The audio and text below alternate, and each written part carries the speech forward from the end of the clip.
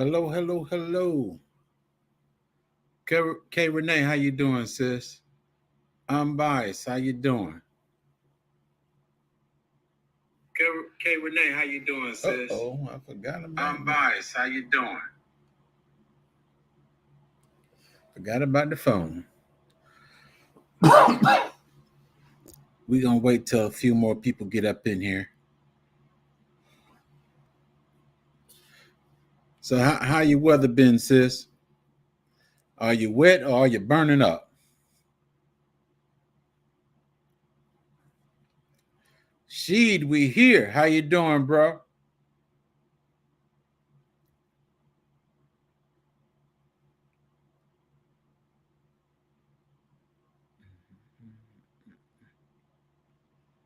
Today was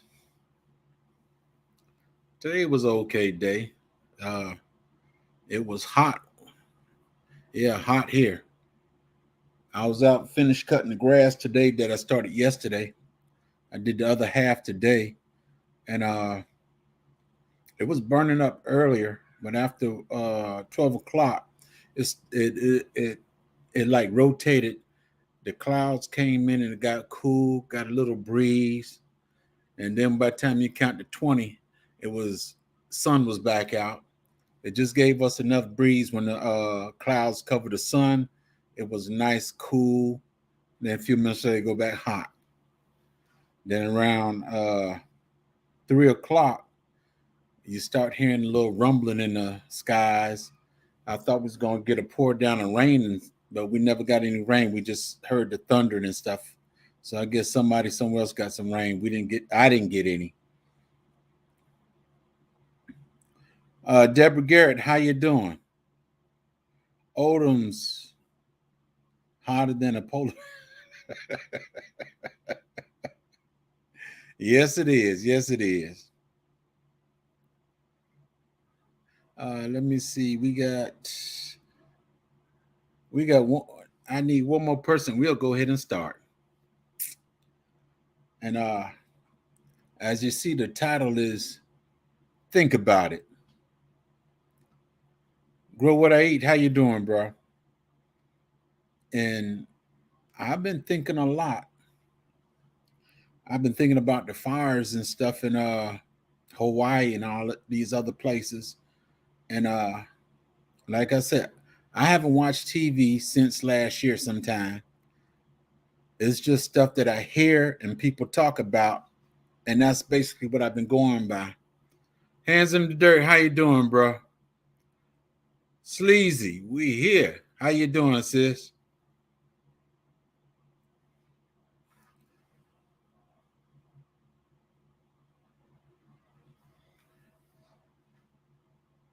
Like I said, this ain't no Bible study or nothing, but I'm gonna give a little Bible verse, and it kind of like I said, think about it. And I'm thinking about a lot of things, especially with all the fire that was going on, and the derailing of the trains and all that stuff. 755 meter, how you doing, sis? Uh let me start off with this scripture right quick. Psalms 90 and 10. The days of our years are 60 and 10, and if by reason of strength they be 80 years, yet is their strength labor and sorrow, for it is soon cut off, and we fly away. Like I said, I've been thinking, due to the fires and stuff, due to people making meat, due to people building cities in underground and all these other things, people wanting to go live in the sky above the earth. People got all these ideas. People are not going to live forever, and that's why I got people just don't understand. They're not going to live forever. Bayou Suge, how you doing? We have been set God has given us a time that we should be on this earth, and after that, we're going to go. The oldest man from the Bible, or even time that we know of, is Methuselah. He lived 969 years. So all those that call me old, he got me beat. And I constantly think about it. Now, they said all these people, their houses burned. And I think I saw a TikTok or something where some people was in the water because the buildings and the cars, everything burning up. And some of the people were in the water and stuff. And the people that have money, nothing happened to their property. It just makes. I'm just trying to figure it out. I'm not a genius. I'm not. I want to try and figure out why people feel that they can change God's plan because they think better. I don't understand it. I honestly don't understand it. And I'm most definitely gonna need somebody to teach me because I don't understand how these people think. Because your granddaddy lived 60, 70 years. Do you think you're going to live above that? Or do you think you're going to live a Methuselah age? Like I tell everybody, my desire is to be as old as my great-grandfather. Everybody got him as 113, but they said he was older because he was telling them about the Civil War. But that's my desire, to live 113, but I want to be in my right mind. I want to be able to take care of myself, wipe myself, feed myself. I don't want to put the burden on nobody else to take care of me, and I'm still here. I want to be able to take care of myself. And I'm just thinking about it. The few months ago where the train derailed, burn up buildings and factories and stuff. I don't understand it. But then that word that I've been saying for the last few months, greed. Greed always pops up in my mind. If folks were not greedy, we'd be able to live our life and enjoy this life that God's given us to live. Or whoever that you believe in. Me, I'll let you know straight off the bat, I believe in God. And as the word says, basically we got 70. And if you know your mathematics, a score is a number of 10. So 3 times 10, 3 times 20 is 60. And then you got another 10, that's 70. So that's basically what we got, 70.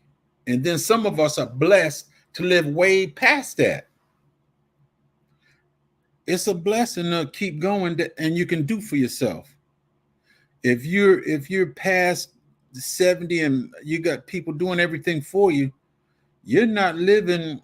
I don't think you're living the life that you want to live. I don't think we all want people to be wiping our backside and stuff every time you turn around. I want to be able to take care of myself. We got to be able to take care. Anything that you want to do, you got to be able to do it and enjoy doing it. No one is infinite. We all have time limits on the way on this earth. Now, I'm going to drop the link. I want somebody, you can come up and help me try to understand how people, why greed got to be above our fellow man. I'd rather help somebody than hurt somebody. I might, as you say, I might be old fashioned or something, but I rather help my fellow man than to hurt him. I know some people been coming in, and I ain't. Let me get. Healy Means, how you doing? Miss Queen Sunkiss, how you doing? The link is in the chat if you want to come up to try to help educate me. And 7557. We all have to walk that walk. Yeah. We got to walk that walk. We here for a time and a season. And during that time and season, you got to live the best you can live and enjoy this life that God has bestowed upon us. Why you feel you got a few dollars, but you feel you need to change the world, and not for the good. You just want to change it because you got the money and the means to do it. But the only ones that are happy or the ones that are satisfied with it are those that are like you, that have money to waste, but the people under you, you really don't care about.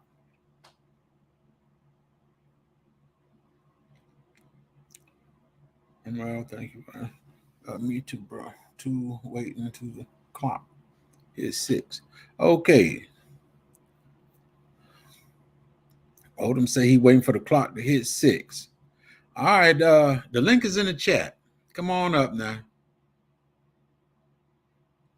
It's not just me, but I like everybody to get an understanding of how things are going, because we all want to live a good and simple life.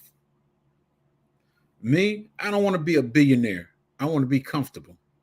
I want to be able to live my life and have the necessities that I need to live this life, the necessities to take care of my children and my grandchildren. And I'm fine. Yeah, greedy people will stand in front of God and they'll have to answer for it. But why would you want to harm so many people here on this earth? You don't have to let greed guide you. You don't have to let greed be the main focus in your life. Why not want to help people so that people can be better, or you got a lot of people that's living out on the street. Do they want to be on the street? No. Everybody wants a shelter over their head. Everybody want a full meal. Everybody want the basics of life. But everybody can't afford it due to the rich.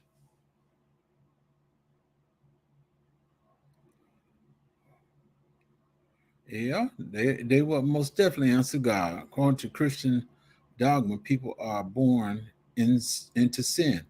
Yes, we are born into sin, but we don't have to do sinful things. We have a choice. You have a choice to do what's right, or you got a choice to do what's wrong. Sometimes doing right does not always benefit you, but you did what was right.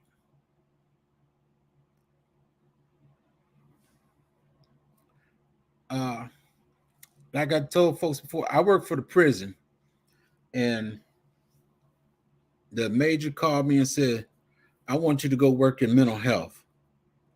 I said, I could do that. But then I stopped and I stood up out the chair and I looked directly in his face. I said, what do you want me to do? People always have a motive behind things. So I said, what is it that I didn't say what the job want me to do. I said, what is it that you want me to do? And I think he was a little shocked. His eyebrows went up, and then he stuttered. Then he said, I just want you to do the job. And when he said, I want you to do the job, I said, no problem, I can do it. Because there's a lot of things I see went on and a lot of things done that I will never do and I refuse to do. A lot of things that went on, I would quit the job before I would actually go do it. That's just me. Answer that does not compute. Me too. That you just said there's long days at work every day. Work is life and safe. Some people belief allows them to do evil things because they believe in a God or higher power.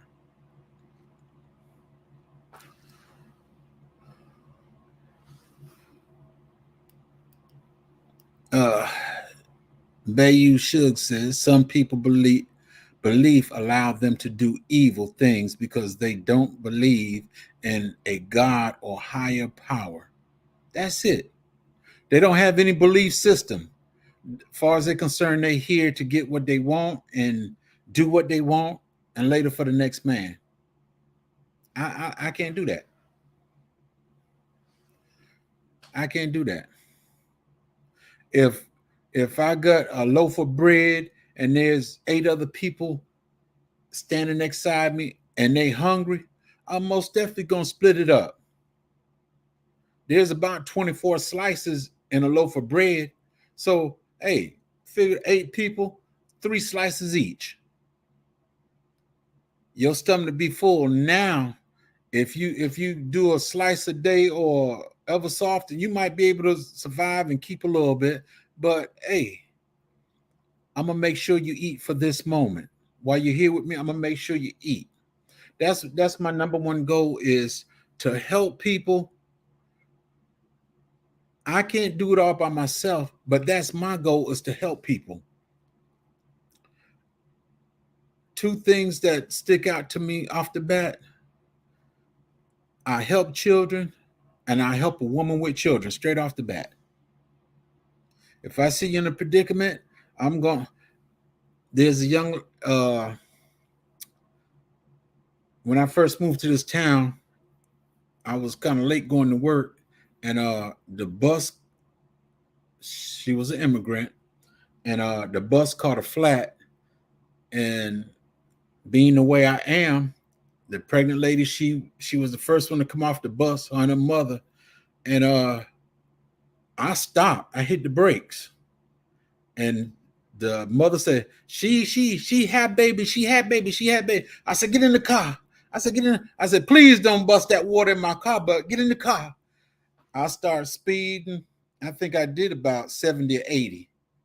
And the police come up behind me and he stopped me. And I said, I got a pregnant lady right here about to have a baby. He said, why you stop? I said, why you put your lights on behind me? I'm not going to take and keep going to the hospital and you behind me with your lights on. Common sense is a killer if you don't use it. I stopped. I said, I got a pregnant lady about to have a baby right here. He looked in the back and he told me, you shouldn't have stopped. No, I'm not. I don't want the lady to have a baby in the car, but I'm not going to be stupid and injure our lives because you want to take and shoot or hit the car, or whatever the case may be. That's me, the mother, the pregnant lady, and a baby that'll be in trouble. Common sense.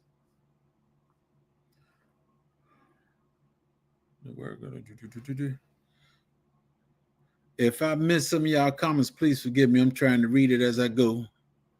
All I know is if there was no evil, there would be no good, vice versa. No dark, no light, no hot or cold, or God of balance.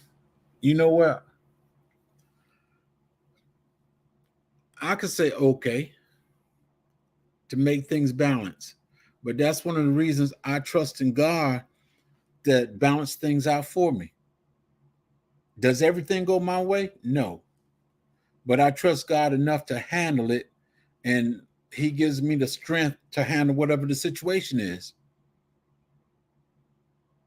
My life has not always been apple pie. I done had a lot of peanut butter and jelly sandwiches too, instead of that apple pie. But people just have to take and try to understand being nice to somebody in word or deed. That is it, just being nice. Now, I was living in Georgia, but my mother, still lived in New York. Me and my mother, we sat down and I had a good talk with her, and I told her, I hate coming to New York. The people up there, they're so disrespectful, and if you say hi, they give you a mean look and act like you was ready to fight them or something. So I told her, I don't like coming to Chicago. And my mom, she said, don't worry about it, baby. I got to come down here every quarter. In the church had another church down here. So she said, I got to come down here every quarter anyway. So I'll be seeing you anyway because I'll be staying with you. That's fine, Mom. That was fine. And for a few years, that's how we did it until she got sick. Uh, Texas Lala, how you doing? A resilient dad, welcome in, bro. God is pure good, evil is not necessary, definitely. Okay. God is purely good, evil is not necessary, and definitely is not from or of God. That's true. That's true. If you believe and love the true God that we say he is, all the stuff that people do, they wouldn't do. Because you're number one. I tell anybody, this is my life straight off the bat. God is number one, my wife is number two, then my children, grandchildren. But actually my grandchildren come before my children now because they're the youngest. But that's the way I've always been. God first and then my wife. I love my wife, but hey, she's second to God. Hey Shani, how you doing?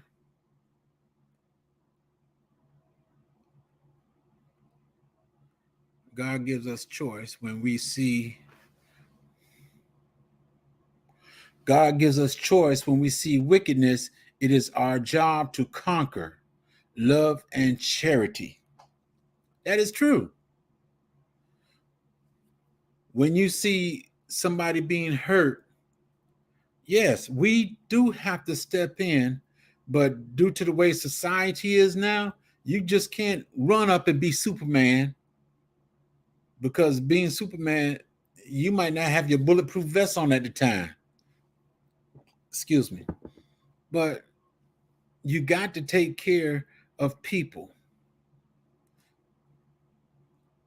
We live in a time where they don't people are not concerned about nobody else. Don't get me wrong when I said people. I'm not talking about this community because one of the things I done found out above all thing, I've been in church all my life, and even some of the churches I went to, there was a lot of hate and discord in the church. But this community that we have here, this community is a community that I didn't. If there's hatred, you keep it to yourself. If there's if somebody got a fight with somebody, you keep it to yourself or you take it to that individual. This community that we're in, I love it. I love it. We all show each other love and we support each other the best that we can. And if you talk about finances, I'm gonna tell you straight off the bat, I do not support anybody when it comes to YouTube. I don't support through YouTube. If I'll send you a cash app, but I will not support you through YouTube. So I'm sorry about that, but that's just me.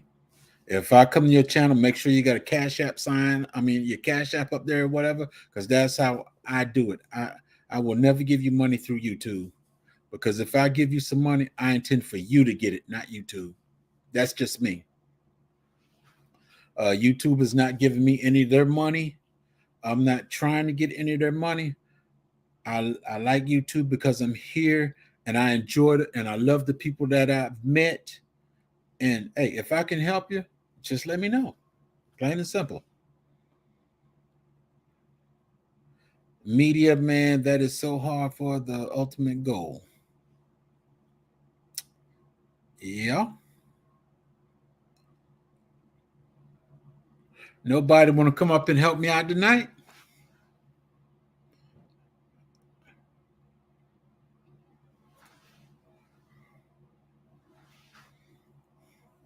The link is in the chat. And I think the new name is going to be think about it, because there's so much going on, and we need to think about things.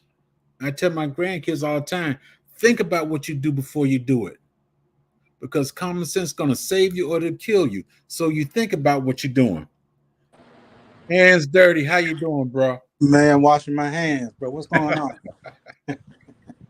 What's Hey, happening? that's a good thing. Come over with clean hands, bro. Yes, sir. You know what I'm saying? I ain't finna come to the dinner table with nasty hands, bro. That's right. That's right. Yeah, I'm just sitting here trying to chillax a little bit. I've been shampooing these carpets um, the last 2 days. So I got 3 rooms done and the other little bedroom to go. I don't even know if I'm gonna do that other bedroom. Jackson Springs. Okay. So That's now that you up here, can you try to help me to understand these people? what's going. How people put greed above another man? Yeah, I can't understand it, but that's what they push out. Through all these social medias is, that's what they push. And then to me, it also comes down to how you was raised. Yes. You know what I'm saying? Like I wasn't raised like that, so I've always been like that. Anybody that know me, especially know me personally, if I can help you, I will, with no questions. You know what I'm saying? My whole family know that. All my friends know that. Sometimes to a fault. You know what I mean? So that's just how I'm wired. But some people they just totally different, man. They'll kill you over a dollar. You know what I mean? Right. Right. And I don't want to say them, because we know when we say them, we know what we mean. But the point to it is, I can think back to the 70s and stuff, when all them drugs come into the community. It was put there for us to hurt us. It wasn't put there for no love. Right. It wasn't put there for pain management, nothing. It was put there to give other people pain, and to the little money that the I'll say the Right. ghetto communities, the money that they had, we want to take that little bit of money from them. So we're going to put this substance here. We're going to put the substance here to get all the money they got, instead of trying to help them. Right. But a lot of it comes down to like financial literacy too, and education about what I'm saying, what to do with your money, socioeconomics. A lot of it has something to do with a lot of that too. Like some people can't see outside of where they are right now. And if you Right. live in that environment, some people can't see outside of it. And they think that if they do come into a little piece of change, that they're supposed to go spend it as if they were wealthy instead of making their money work for them. Mm-hmm. Ultimately, a lot of things got put in our communities and they're still there today. There's so many foreign businesses in um, Afro American, African American communities, Mm-hmm. and they've been there since I was a kid. You know what Yes. I mean? I and they don't live in your community, so the money doesn't rotate in your community. Right. So the money comes in, and an hour or two later, it's gone out of your community. It doesn't help you, but we still, for somewhat whatever reason it is, they still go and spend their money with with these people that are not there to help them. True. And that's one of the things that I see even in Atlanta, where it's a lot of black entrepreneurs here. You know what I mean? Very entrepreneurial city, but still, um, some things hadn't changed. Um, the way we spend our money. I remember Kwame Brown saying that he opened up a seafood restaurant in Savannah, and it's a lot of seafood restaurants in Savannah. I've been to a bunch of them, and a bunch Mm-hmm. of them are not owned by us. We be in there now. You can hardly get in there, but a lot of them are not owned by us. But he was saying that he opened it up, but people would even patron his spot. You know what I'm saying? Because they knew he owned it. He felt like they felt like he had money, so he didn't need it. That's how they felt about him. That's how he felt. You know what I'm saying?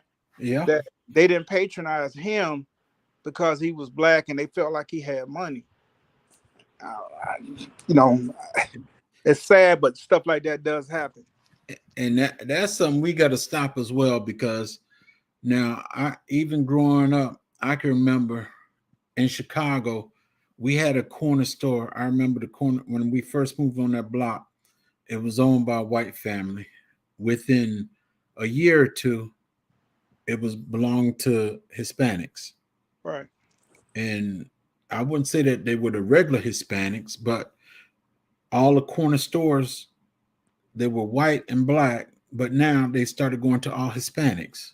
Right. And it amazed me.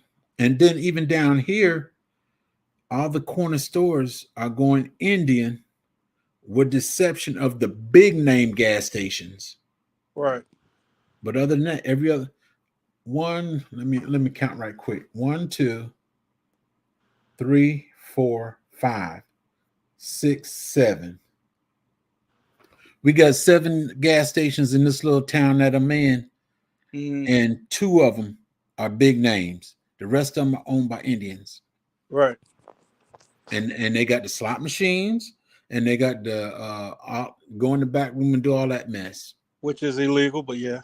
Yeah, but they can get away with it. Right. Because they come over here and they can go 14 years without paying taxes.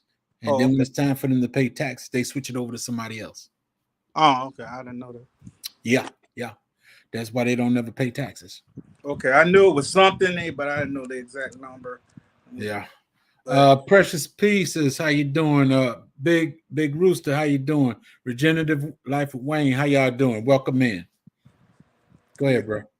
Yeah, that's a part of it, man. Like, we don't patronize. I can tell you one thing about the Hispanic community that I see around here is when they open up a store, like their little grocery stores or whatever it is, they patronize themselves. They go to they be in there. You know what I'm saying? So that's one thing the black people, I'm not going to say as a whole, but you know what I'm saying, as a majority, we don't do that. And that's some reasons. I mean, I've tried to patronize a lot of black. I got a lot of friends that own things, and I definitely try to go and spend my money with them. Right. But with some of them, and this was anybody, but I expect more when I'm spending my money with us. Is you got to get better customer service, man. Yes, that's true. Your customer service got to be a little bit better. Because I used to drive from where I live now. And when I first moved out here, I used to drive all the way back to my neighborhood to spend my money. I did that for a long time. I would drive all the way back to my neighborhood to spend my money, go to the grocery store, all that. I did, because when I first moved out here, I think this area was like 80 some odd % white. And I was the only black in my neighborhood. Didn't know that when I bought the house, but I didn't know when I bought the house. I was like, yeah, but that spring came, because it was like cold when I bought the house. It was like November, December. That spring came, I'm like that cutting my yard, and people coming from the back. I'm waving, everybody friendly. I'm like, damn, I ain't seen a black person yet. I'm just kind of crazy. And I called my mom. I was like, Mom, I don't think no black people live over here. She was like, boy, some black people live over there. I said, I ain't seen one yet. And then I saw there's people come out the house, the first 2 houses, when you turn down my street. I thought they were black. I told my mom, I said, yeah, there's some black people. I saw them. And she said, I told you. And then I drove by that one day. I seen all these flags out there. And I seen all the ladies had red dots on their foreheads and stuff. So, hell, they black. I was like, they Indian, yeah, Persian. They ain't speaking black English. Put it that way. No, I ain't seen not one grill come out, smell no barbecue, nothing. Yeah. Oh, yeah. But and that's one of the things right there. We have to patronize each other, right? And like Rooster said. Let me put this up there. Soon as we open a store, there's some guy in line waiting to rob us. That's true. We have to take pride in ourselves and the other people like us. If we want better, we have to do better ourselves and help those that are helping us to do better. Right. It's not a thing like, okay, I got sardines for $20 a can, Right. but you can go get it for $1.25 Right. because the other store is selling for $20 for that sardine. That don't mean you have to go there. And it's the same sardine. That's true. But you're gonna go to the other store when you can stay right here amongst your people. Right. Right. Right. Make me understand it, bro. I don't understand. I mean, the only thing I can see, J3 is, to get this community right, it's going to have to be built one neighborhood at a time. You know what I'm saying? I don't see any mass anything happening. I can't see it. I want it. I just see, it's going to have to be a neighborhood at a time. You know what I mean? It's going to have to be an area at a time. Like I touch everybody that I know in my community, and then they touch her. You know what I'm saying? It's going to have to be grassroots. It has to be a domino effect with us. It has to be, because with the masses, some people that they just don't have that insight, and they'll never see it. You see what I'm saying? Mm-hmm. Because they're gonna always be from stuff. They was raised like wolves. Some of these people, with no home training. The mama is wild, the daddy is this and that, and they just wild and just survive, and like an animal out here, and they'll do anything for $1. I'm talking about anything, take people's lives. I had a friend who got robbed. He gave the man his wallet. He gave the man his keys. Gave it to him. Say, hey man, you can have just don't shoot me, bro. You can have everything. Gave it to him, and he still shot him. Yeah, we be like that, brother Odom. How you doing? How you doing? What's going on, bro? What's going on? You learn with Robert. How you doing? Sorry, I'm late. One of them days. Hey, not a problem. Not a problem. What's going on, Hans? Well, Odom, what's going on, man? We're here. We're trying to get this thing together. I'm trying to get. We need to stop being greedy. Yes, we do. And I'm not. It's not saying we, but the folks that are being greedy is trying to harm us that are not greedy. They've been. It's like I was saying in the comment. It's like the new slavery, man. It's the way this world is set up now. And it takes so much for you to survive. You got to work yourself to death. That's why so many of us is dying at a young age. Right. It's crazy what they do us. It's crazy, and you gotta work to be able to survive. You know what I'm saying? I remember when the stock market crashed, and I was watching C-SPAN, and they had the CEOs of all the major car manufacturers up, brought them to the carpet. You know what I'm saying? And this before they built. And I'm sitting there listening, and these guys, the one CEO, I don't know if it was for the GMC or which one, you know what I'm saying? What was his say? And all of them was up there trying to act like, except for one guy, all of them was trying. They were just dumb. They know what their salary was, and what do you mean? Blah blah blah. Trying to find out, a bunch of these guys making $16 million a year. They are parachute.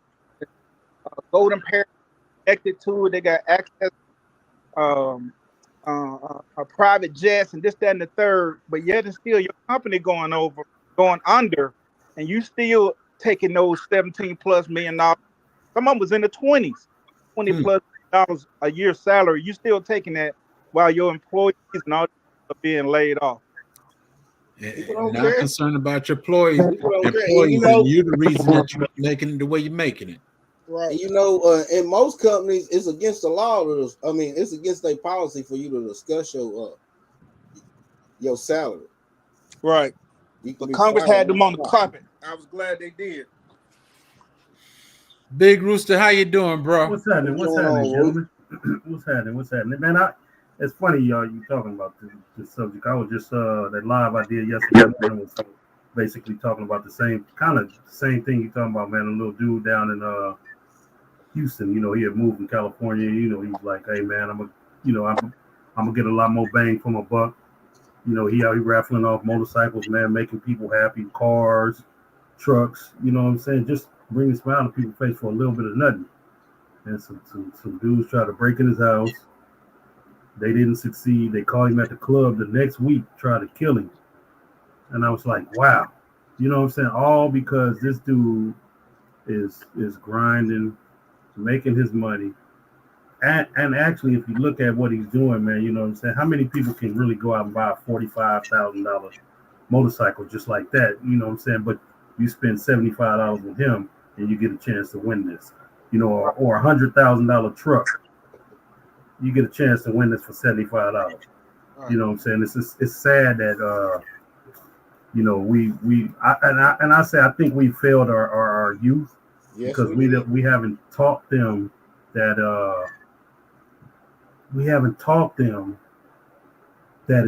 it's not okay to take. You know what I'm saying? Right. That's the part I think we you know, and I'm not saying, you know, you guys are.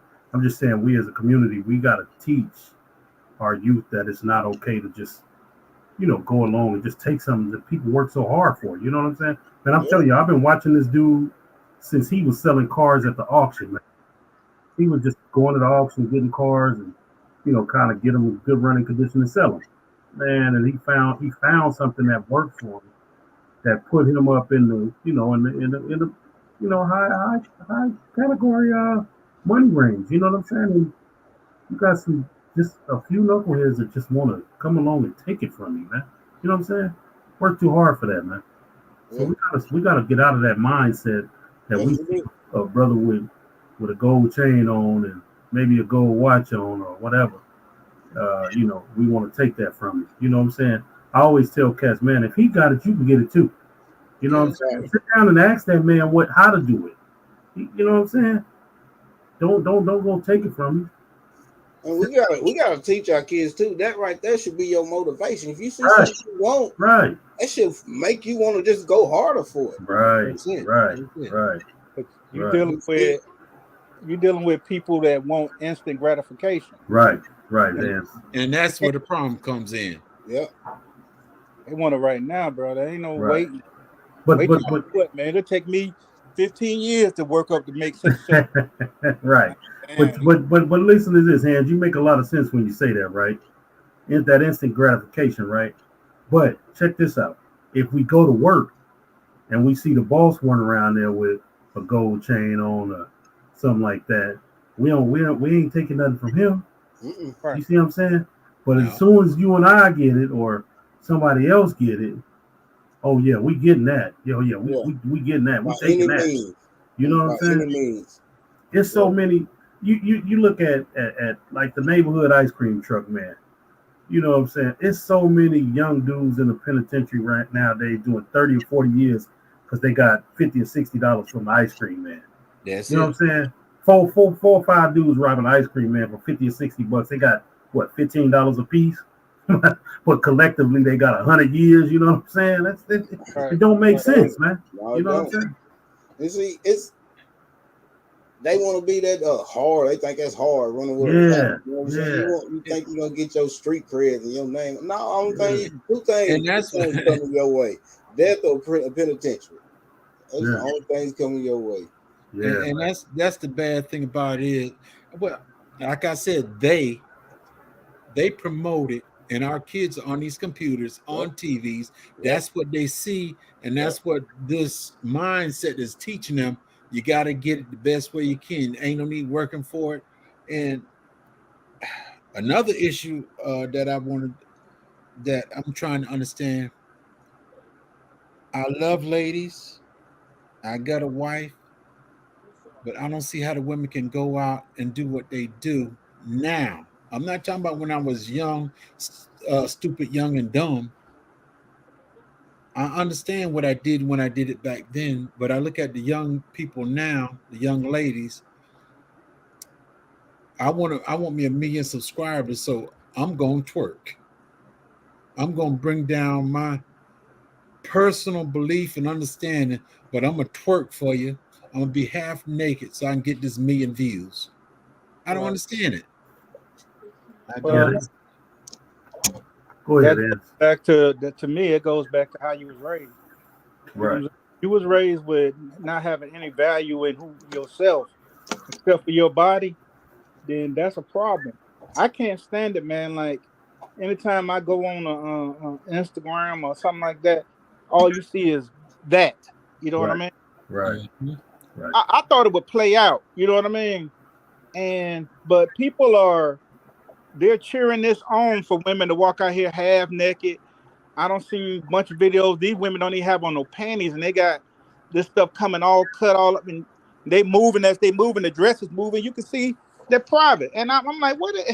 And they're like, oh yeah, she was sharp. Get it? They cheering and rooting this foolishness That's on. that's a view for me. That's Yeah. another Yeah. view. Hey, the crazy thing about it is 90% of them ain't even getting paid. They like y'all say, they doing it for the likes and That's it.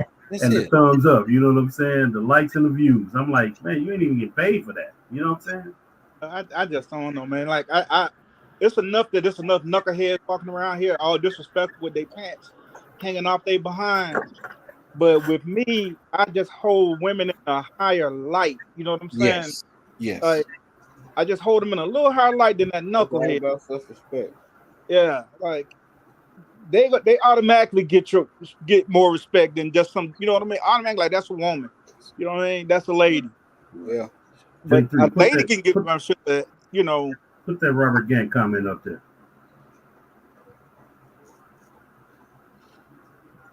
That's exactly what we need to do. They done took all of that out of school. Yes. Ain't no wood shop no more.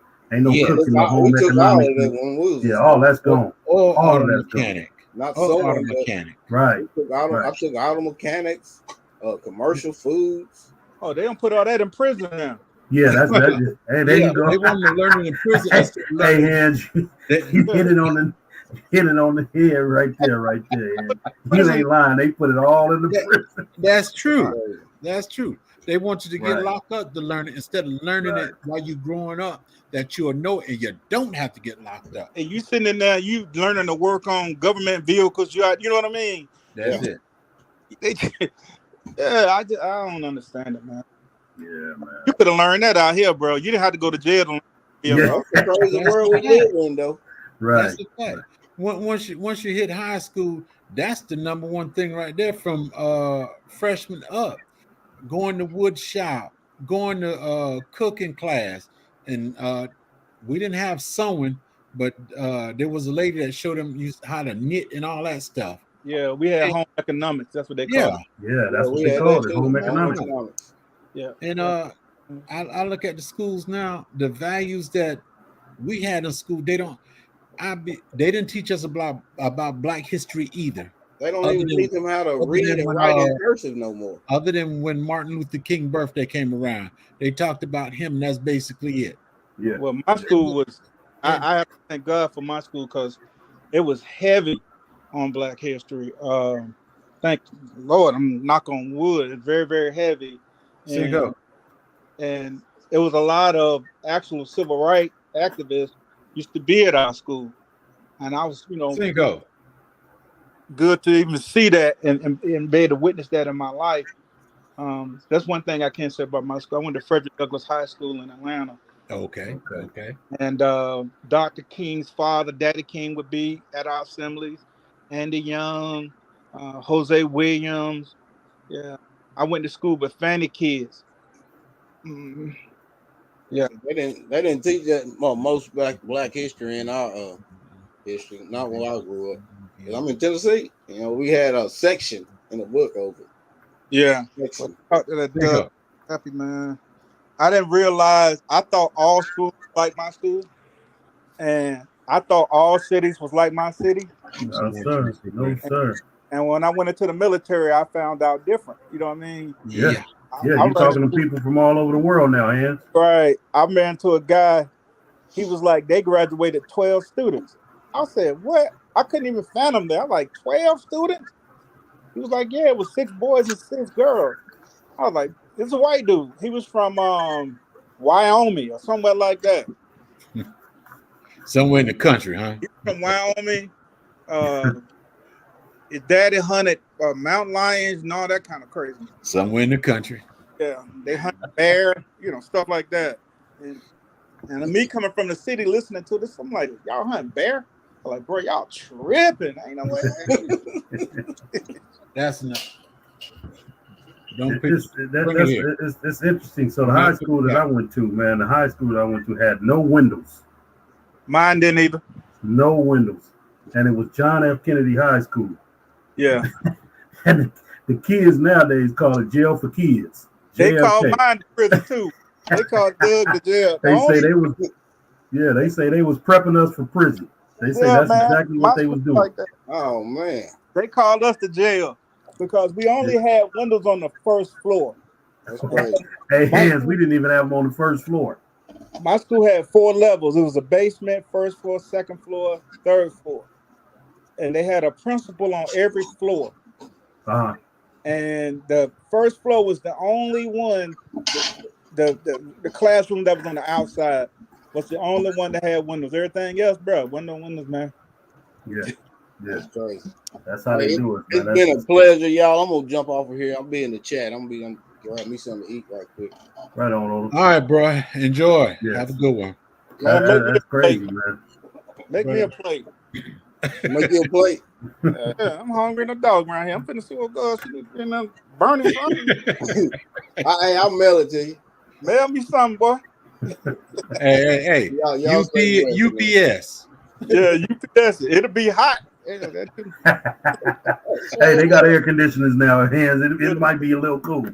Hey man, they got them little heater things, man. Back that thing up, man. My packs. Y'all have a good one. All right, Please, man. bro. But it's I'm thinking about everything, and I'm thinking about how everything I think about, greed keeps coming to my mind, no matter what. Yeah. And So let me ask y'all, man, where do we start? I like what Hans said. We got to start one neighborhood at a time. But even in that one neighborhood, Hans, where do we start? Because you got these so many kids that think it's so cool to just take from somebody. You know what I'm saying? How do we get through to? It starts in your own family first, right? Yeah. And okay, so I coached youth sport for a long time. Uh-huh. So that was one of the ways that I got to reach out and touch a lot of kids through youth sports. Like some of them come from like single family homes. Single parent. And because of that, I was able to rope in a lot of young men. They would come spend the night with my son, spend time with me. I'd take them to the movies and this and that. As they, and every year when I got different teams and stuff like that, I would just rope in whoever the new kids were. Uh-huh. And so I was able to touch a lot of guys, and a lot of, even I had some girls on some of my teams. I was able to touch a bunch of them through youth sports. You know what I'm saying? Like, and through my son and my daughter, them participating in all these different sports. And people would, I would interact with the parent or the parents. And that's how that's one of the ways to start. Okay. For me, because I ran into a bunch of these people years later, man. Their parents was walking up to me like, yeah, Coach Brooks, yeah, my son made varsity basketball. Woo, man, thank you, blah, blah, blah. But my son got a college degree. He's going to play such something. Like, for real? But they be, so many kids, hell, I don't be remembering all the parents. I'm like, oh, okay. Yeah. I understand that. Yeah, I'm like, all right. But, hopefully something that they saw me do, and I said it in a good example through, the way I raised my kids and the way that I treated them when they was with me, because I let the parents know, hey, when they with me, I'm going to treat them like they mine. If you don't want that, that's it. Take them on with you. Take them on back home, man. Take them on with you. What's up with you, BDBGP? Yeah, so it's a trip that you say that, right, Hans? Because I got a friend right now. His son was a walk-on for the Jets, so he playing for the Jets right now. But the crazy part about it is, my friend himself got drafted to the Braves. Yeah. This man was, when I tell you this man was so talented, the night before he was to report to training camp, got into a barroom brawl, and got arrested. They still came and bailed that dude out of jail. And you know what he did when he got to the Braves? You do. He walked away from the game. Some people just not mentally ready, man. That's it. But he looked at his son and he says, man, my son is so talented. He said, people think I just be talking about him just because he's my son. He said, no, I'm a fan of this dude, just watching what he does, man. Right. So he just walked on with the Jets because he didn't get drafted, so he did a walk on. Right. And he looking like he got a real good spot. But I say that to say he used to run with these two young dudes that live on my block. Man, these other two kids were so talented in basketball, you wouldn't believe. They were unbelievable. Man, one of them doing nothing with themselves right now. But a bunch of people with potential. That's what you know. Yeah. Nobody saw it. Nobody nourished it. Yeah, I had some that was nourished and everything. Went to Auburn. I remember I was in Korea. I picked up the paper.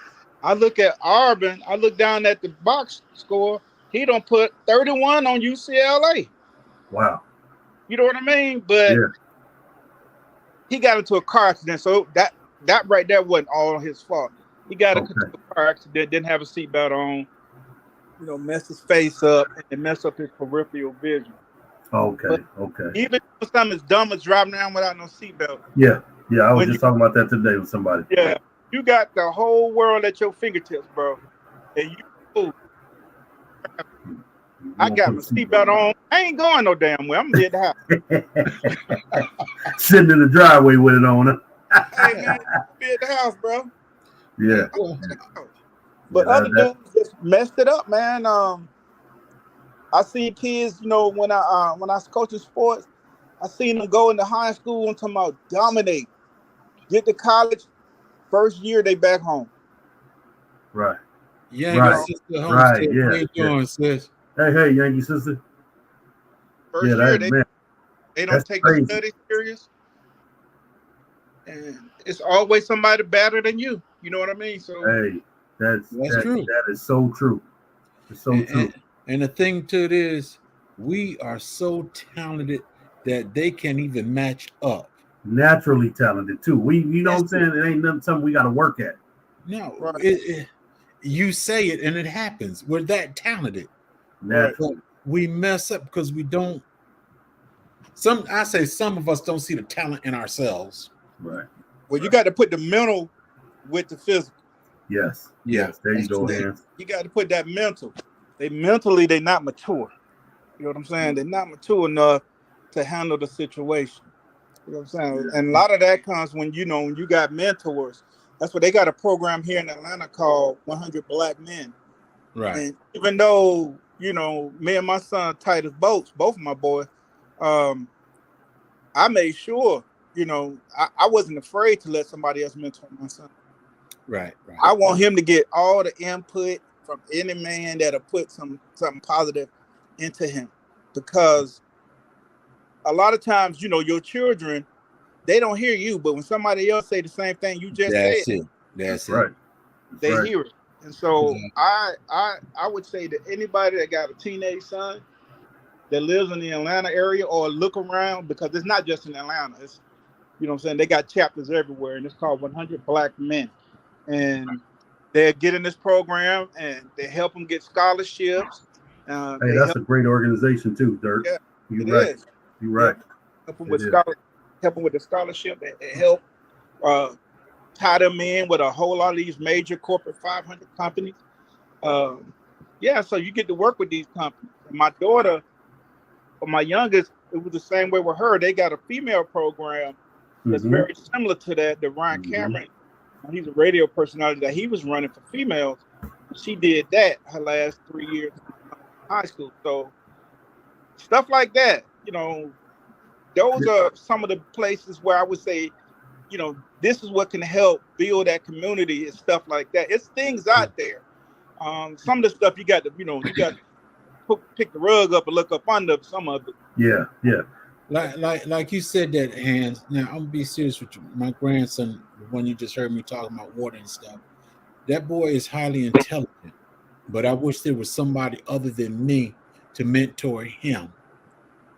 This little town that I'm in, we ain't gonna find that. Y'all don't have a boys club? I'm gonna let that go too.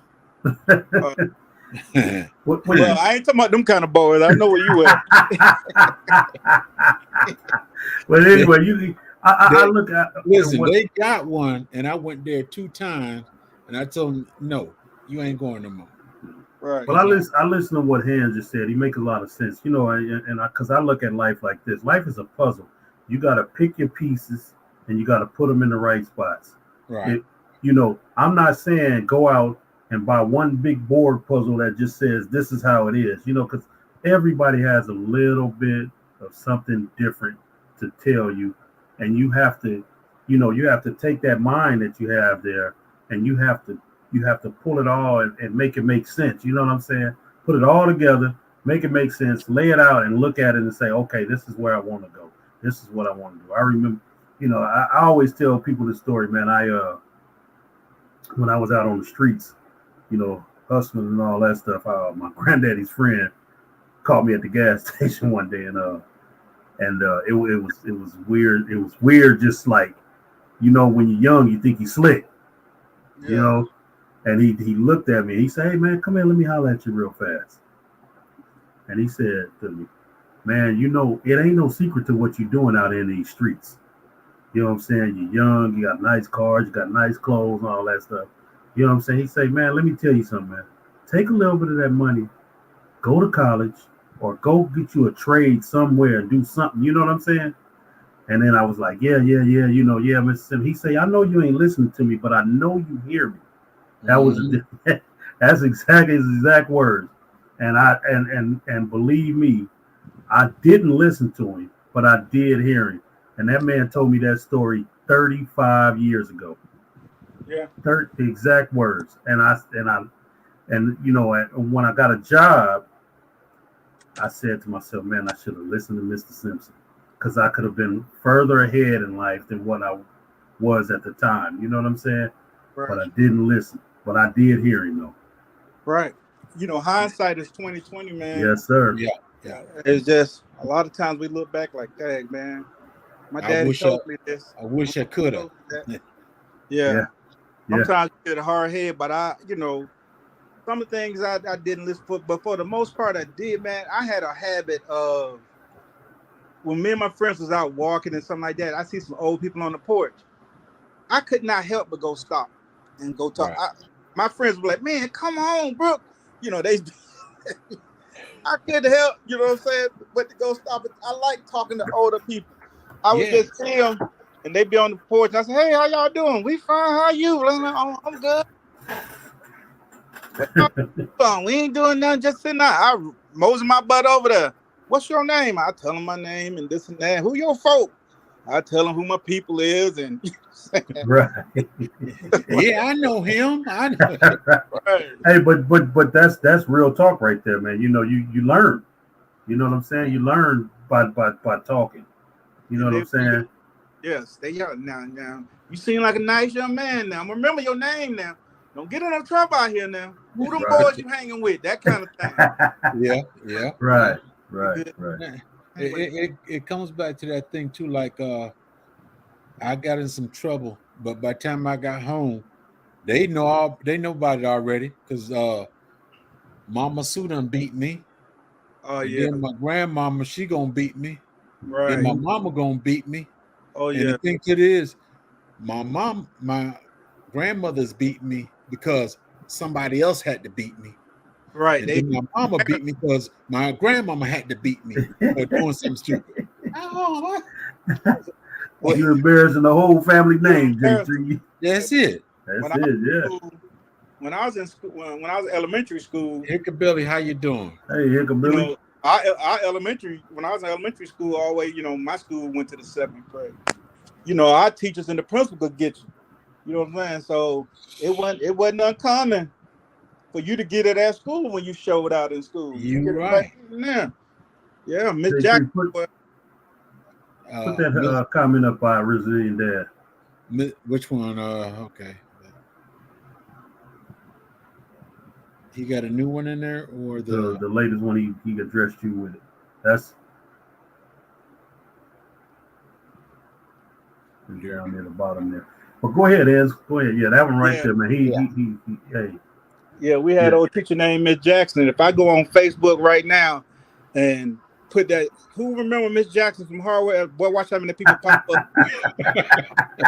Because we did it before. It was so many people coming in there, man, to my, oh man, Miss Jackson. Oh yeah, she didn't play. She had Dr. Feelgood, Mr. Do Right. now, She named them paddles. She my named whole her. my whole time in middle school, there's only two people I remember. My classroom teacher, Miss Lewis, and Mr. Eddings, the assistant principal. And when he get you, he had one dice, and you roll that dice, and that's how many licks you gonna get. And he wasn't hitting soft.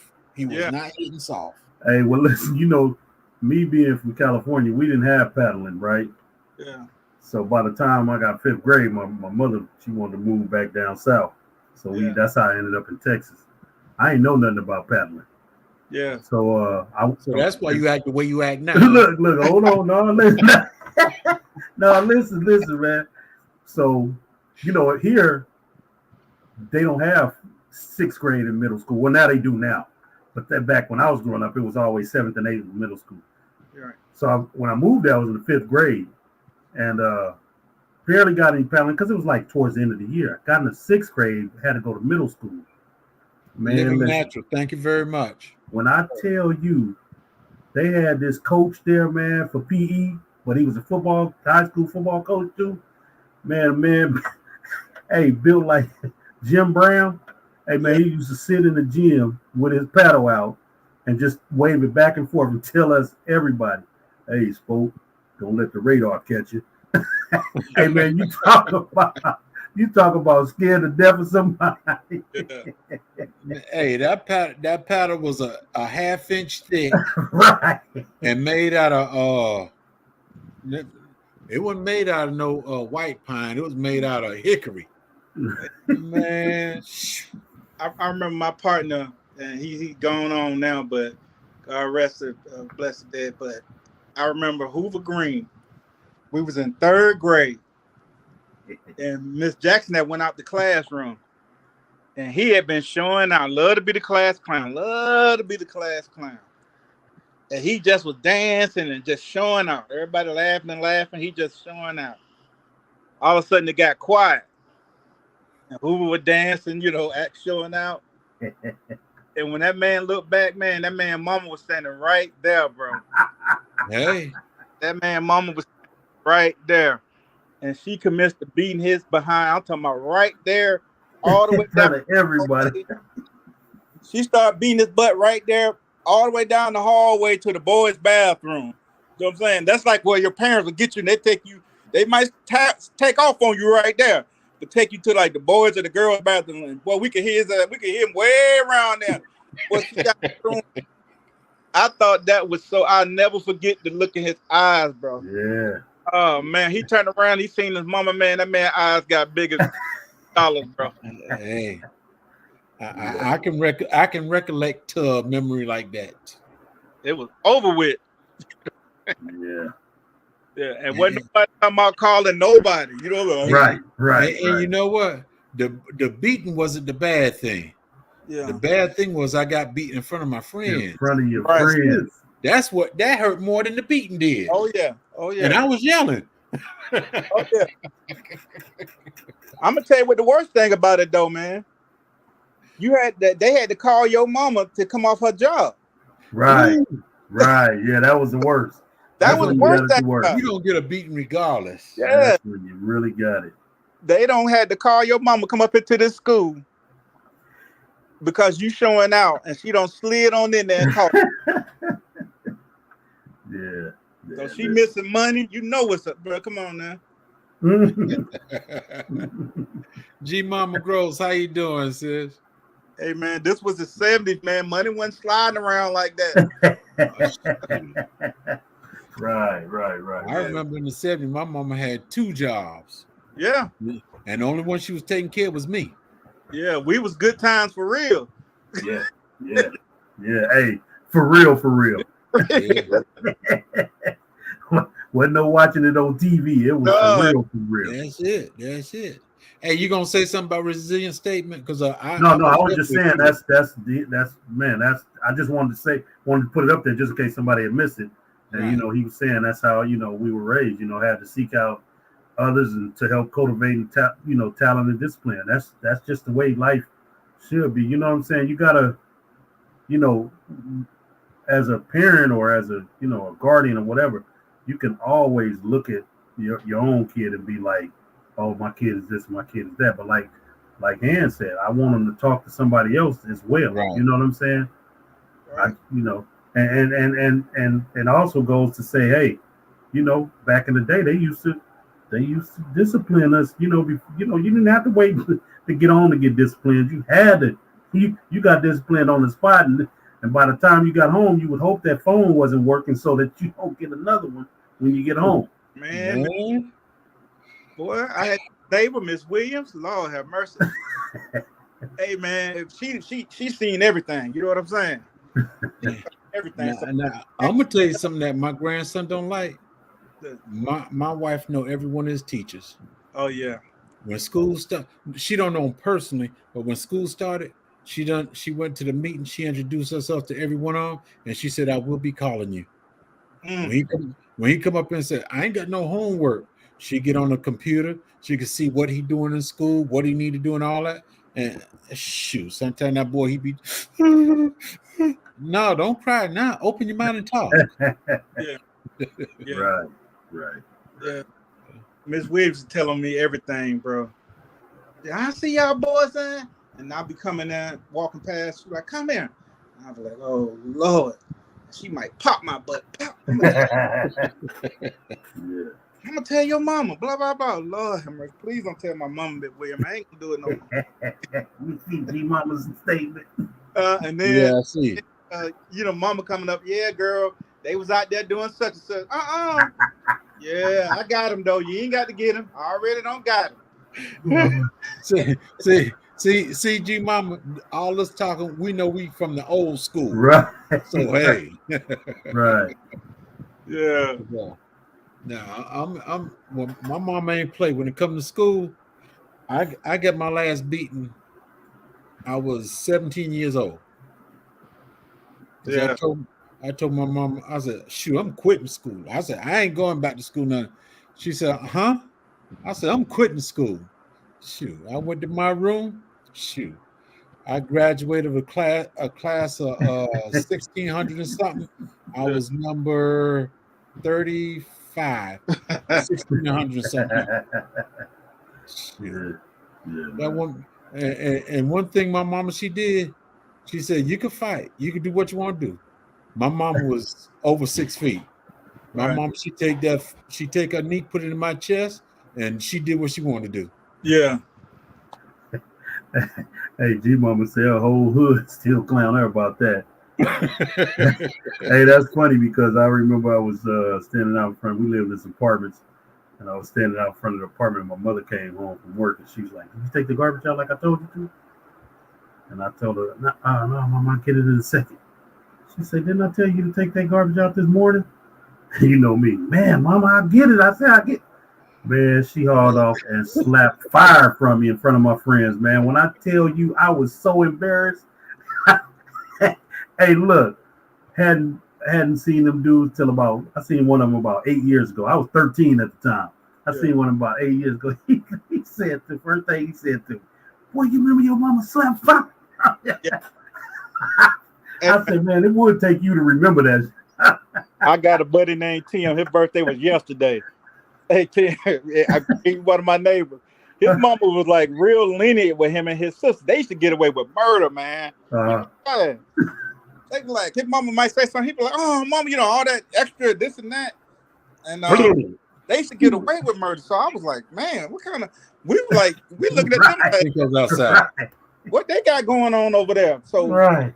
one day I never forget, it was the summertime, and this girl that stayed in our neighborhood was having a party, like, you know, real popular girl, and she went to a school way out though, and the parking lots and the streets was just packed with cars. It was so many people at her party, and I had to be at the house at a certain time, so I was like, let me go ahead and take off.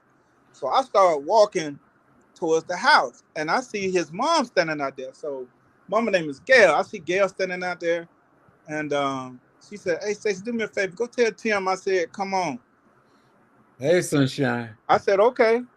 So I go down there. I got to walk through a crowd, all these kids. You know, it's so many. I don't know how many kids, but there's a lot of people out there. So I'm going through all these folks. I get in there. He just juking, but he doing the polo. He prepping. I'm talking about he tearing it up, but that neck just going. I said, "Hey, man, your mama said come on." She's standing out there. She said to come on. He's like, "Man, whatever, man." All right. So I left. You all right, mama now. I said, all right. So I walked through all the kids and came back, walked with the girl, and she said, where he at? He told me, man, all right, yeah. She said, okay. So now I'm finna stand here. I'm finna see what's finna happen, because Gail let them just get away with murder, man. What? So she go, and she come back out the house, and she got a belt, man. This thing look like it. Hey, look, man, this belt was thick, bro. It looked more like a barber strap than a belt. And it probably was. And so she started walking, and I'm walking behind. I'm like, oh hell, I got to see this. And I'm walking through all these kids, and everybody getting out there, like, man, who mama's that? Who mama's that? And so everybody getting out the way. How you doing? His mama go in, she go down the steps into the room where he was. He just she started whipping his behind right out to my. When she was swinging, she was hitting other folk. Boy, man. I'm like, oh man, Gail beat that boy. He was trying to grab the belt and all. He was trying to grab that strap, and she pulled it, and she was whooping him, man, and everybody like, who was that? Man, she beat him up them steps, across the street, all the way home. And I was like, I would not, if it were me, bro, I ain't coming outside, bro. I ain't coming outside. Bro, because you got people, he went to North Side, so he didn't go to the school in our neighborhood, but it was a lot of people from North Side, and she went to North Atlanta. And it was people from everywhere, May, Southwest. It was, it was flooded because she was a real popular girl, real pretty girl. So it was flooded, man. The man got beat in front of everybody, bro. And that's what the kids need now, tell you the truth. It really is. They need the parents that beat them down for respect, not beat them down just to beat them down, but beat them to teach them something. Hey, man. Gail, I think she got his undivided attention. I don't believe bro. I don't think Tim ever did that old smart mouth, back talk stuff that they used to do. Yeah. Because I guess she is trying to get tired of it, though. Whatever, man.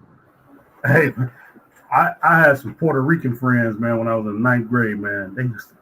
They used to run over their mother, man. I used to be like, hey, y'all talk to your mama like that?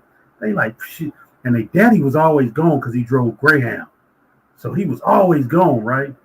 Just so happened one weekend he was home. It was a Friday. We went over to the house.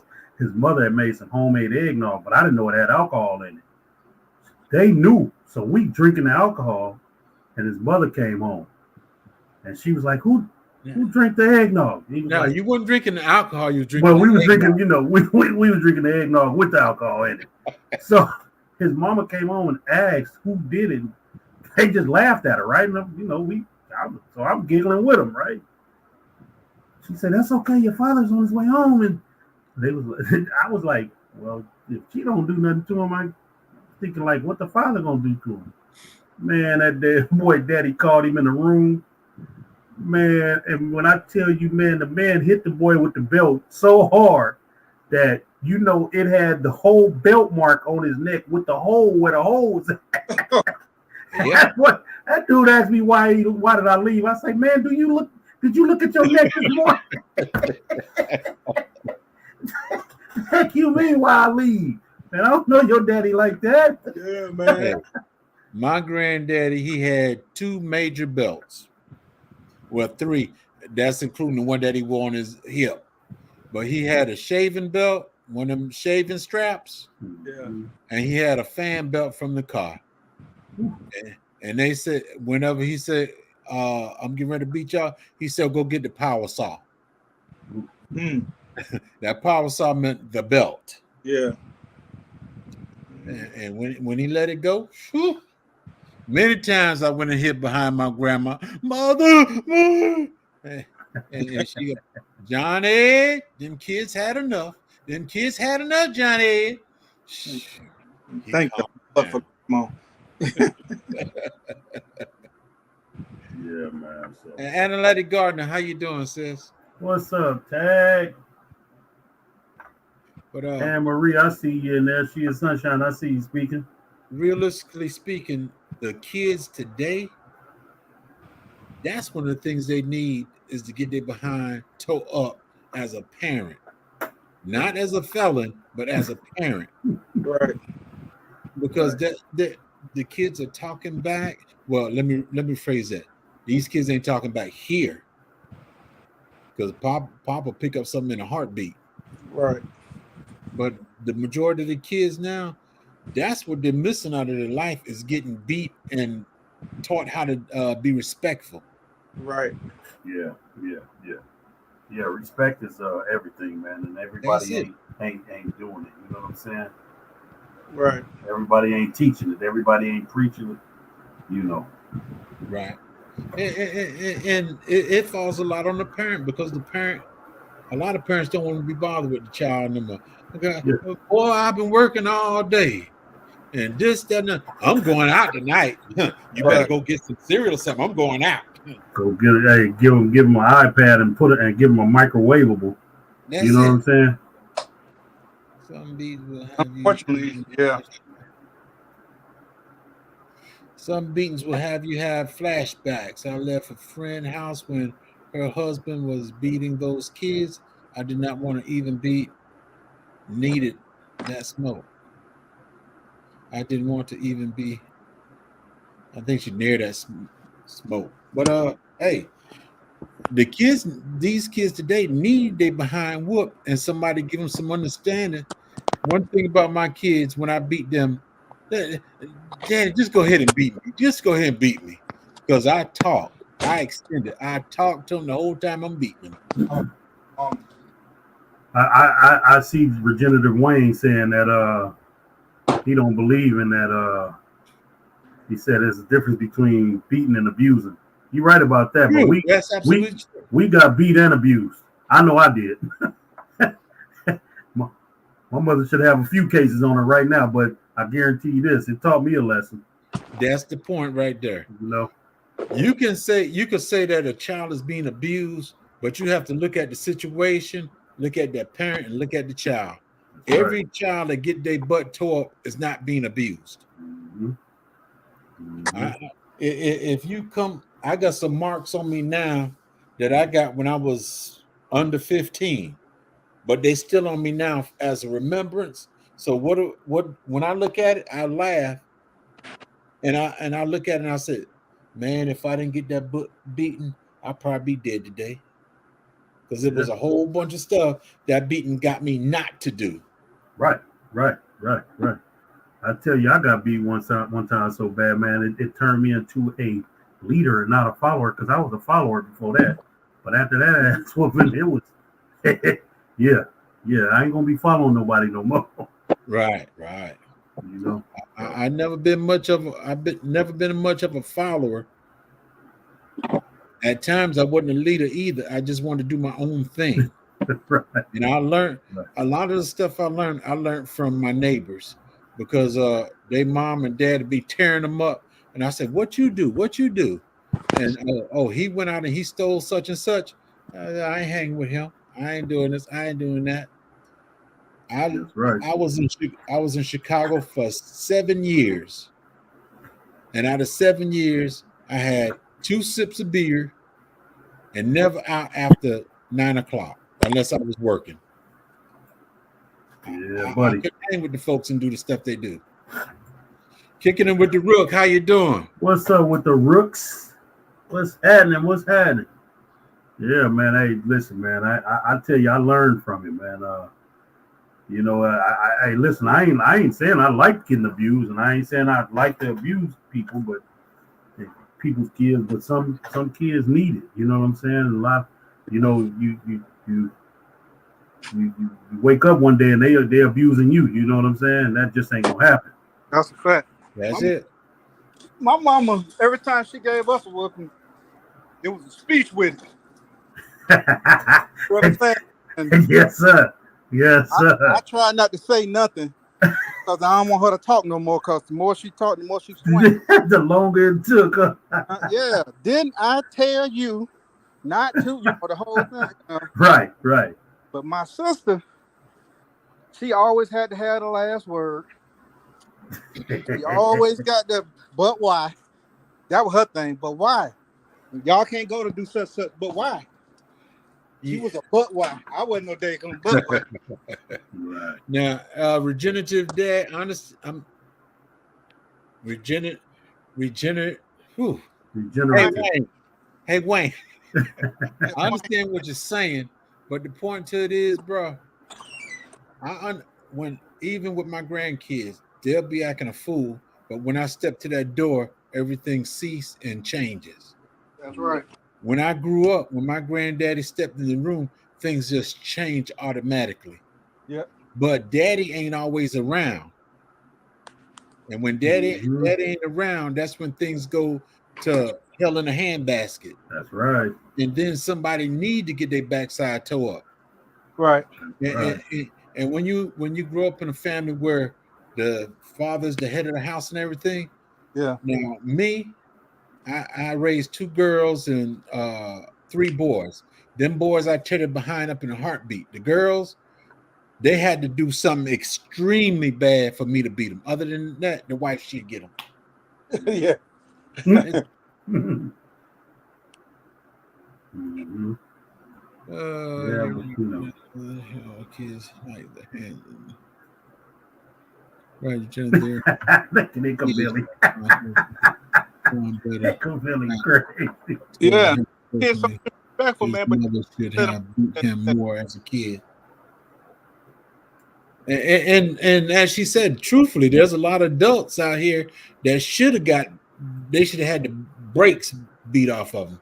Yeah. Now, when I was growing up in New York, there was when I grew up in, let me see, what part it was that? Long Island. The white guys that we used to play with and everything, it seemed like they ran over their parents. Yeah. So, yeah. But then when they were over on our side of the street and they see us talking the way we talk to our parents, oh, you do everything your parents say? Yes, I do. It seemed like the kids were running the household instead of the parents. The inmates. Not in my house. Not in my house. Shit. I have spanked my daughter. Yes, sir. Yes, sir. They behind. Yes, sir. I don't beat them all in the head and all that. Right, and yeah, none of that. But yeah, behind. But for the most part, I did more talking than spanking. Oh yes. And trying to get them to understand and see things my way, I had to realize that they kids and they can't visualize some of these things the way that you do, and you're trying to look out for their best interests, and a lot of times they can't see that you're looking out for their best interests. That's they right. think you're trying to, they think, when my daughter asked me one time, Dad, when you was young, did they have McDonald's? like I'm just old as dirt, and right. Everything is what's going on is new, and you know what I mean. Like no, I ain't go up under the sun. But yeah, and then and what you tell them? Yeah, and cheeseburgers was 39 cents back then. That's right. Plus, my kids was outside kids. You know what I mean? Right. They still to be outside, so it ain't like once they got to be about teenagers. You know what I'm saying? They start being in a little bit more, but they all play sports. So, when they came home, they when they come out of one sport, they go right into another one. They be wore the hell out. You know what I'm saying? We kept them active into something. There You you know go. what I mean? But I didn't force him into anything. Like my son, I didn't force him into football. I didn't force him into basketball. I was like, "Do you want to play this?" And yes. Do you want to play that? Yeah. I'm like, "Okay, now you said you want to play it. Now I'm finna invest my time and I'm finna invest my money." You know what That's I'm it. saying? And Yeah, That's it. hey, that's it. we in here. And then he told me, "Hey, Dad, I don't want to play baseball no more." Guess what? We ain't play baseball no more. That's it. Yeah, I ain't finna. Oh, you gonna play? No. You say you don't want to play? That's fine. I'm not gonna force you to play any of it. But if you tell me you want to play, you all in. That's it. With my boy that comes on here every now and then. He played football into it 100%. My daughters. Oh, we playing softball. Went out, bought new bats, balls, everything they need. Yeah, Oh, we playing tennis now. Bought everything they need. yeah, I said, all right, when you finish with it, you finish with it. When I tell them plain and simple, when Michael Jordan retired, I retired. I stopped doing the baseball, football, you name it, I stopped it. The only difference is he came back. I said, nope, I ain't doing it. I almost came back when he came. I said, nope, I ain't doing it. but yeah, a biggest punishment, like one of the worst punishments for me, man, that my mom would do, and I did the same thing, was you can't go outside. Hey, come on, hands. Come on, talk to me, hands. That was worse than a whooping, bro. Hey, listen, I take a whooping over not going outside all Yeah, day, man, go every day. make me, man. Let me go on outdoors, man. Right, right. That was me. That was My me. mama was a warden, bro, and my mama said 2 weeks. She meant to the door, bro. You know what I'm That's saying? it. That's it. It wasn't no good behavior, getting off no days shaved off for no good behavior. You coming in, look, mom, look at my report card. Oh, you supposed to get them grades anyway.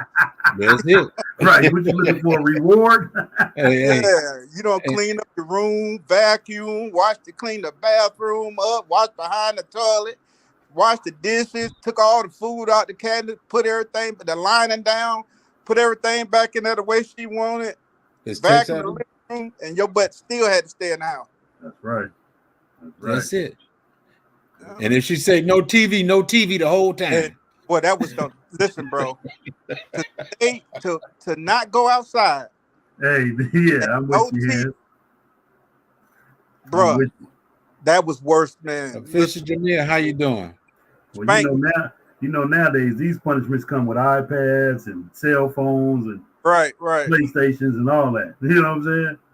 Yeah, that's just terrible, man. Oh yeah, we don't got spankings, and my mama whooped out behind and was on punishment No. too. Right. We don't got all of it. No TV. I did Right. something enough, but if I did something, she don't got fed up with it, and she don't told me. Ain't no problem. Give me that TV. I had that little 12-inch black and white. That's it. I had that little 12-inch black and white. Mama take my little TV, no phone. You know what I'm saying? But that thing was like being in the prison, boy. I was like, ain't no need me going to jail. I already done did time. Right. Don't I come know out that your once room until it's I time to pay eat. that money, they're gonna finish it. Once I pay that money, they're gonna finish it.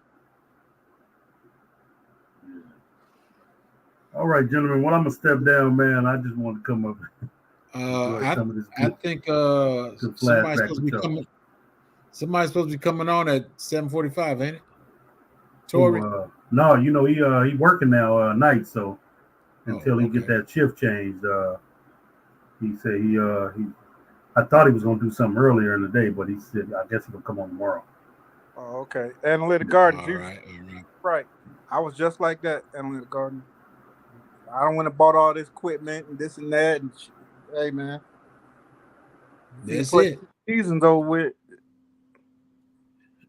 If I buy that equipment, you gonna play. Ain't nothing cheap. No, you told me you wanted it. Yeah. And okay. That's it. But I thank you, bro, for coming up to help me think about it. Ain't no And problem. like everybody, I think the new name is Think About It now, because there's a whole bunch that we got to think about so that we can keep going. That's true. That's true, man. All right, man. So, I appreciate you coming up, and I love you, bro. I love you too, man. We'll see. Everybody, All right, now everybody in the chat, I want to thank you for coming in. Thank you for your support. And hey, I'll put it this way. Let's try to, I'm not going to tell you murder no children, but try to do the children the way we were raised, and so they'll have some better standards than what some of these so-called millennials have right now. Because hey, they still need some guidance. Y'all be blessed. I love you. And think about it. Y'all have a good one now.